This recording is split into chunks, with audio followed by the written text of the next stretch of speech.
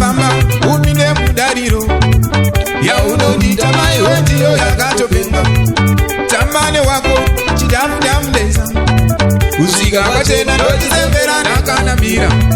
Tambane wako chidamu damdeza kusvika kwachena ndochizembera ndakanamira. Unanyika kundengedeka simama kuzendekera bata basi kudzikirira chitafu ndicho chakapinga. Tamba tamba uchidzikirira takachimama makasinga maziso ndekungoringa mudariro kushereketa chiuno kukurungira mai weka ndimi makapinga. Bata basi kuzendekera dzika dzika kutenderera bata basi kuzendekera dzika dzika kutenderera.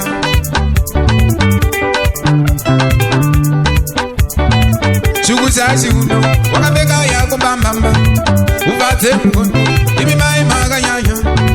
Chukuchachi uno wakapeka yako mbambamba ubadze mkono ibi mai makanyanya.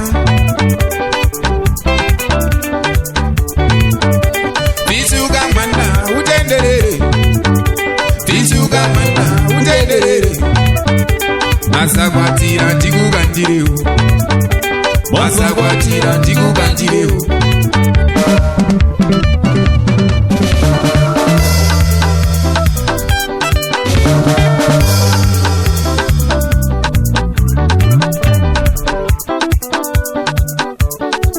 Pfeka mbambamba upinde mudariro yaunodita mai wendiyo yakatopenga.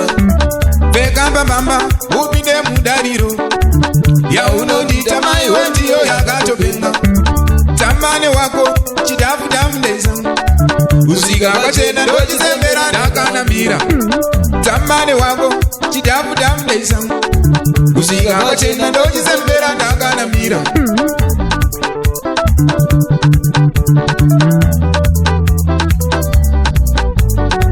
Unanyika kundengedeka simama kuzendekera bata basi kudzikirira chitafu ndicho chakapinga. Tamba tamba uchidzikirira takachimama makasinga maziso ndekungoringa mudariro kushereketa chiuno kukurungira mai weka ndimi makapinga. Bata basi kuzendekera dzika dzika kutenderera bata basi kuzendekera dzika dzika kutenderera.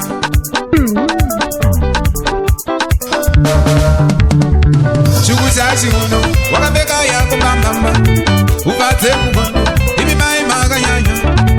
Chukuchachi uno wakapeka yako mbambamba ubadze mkono ibi mai makanyanya.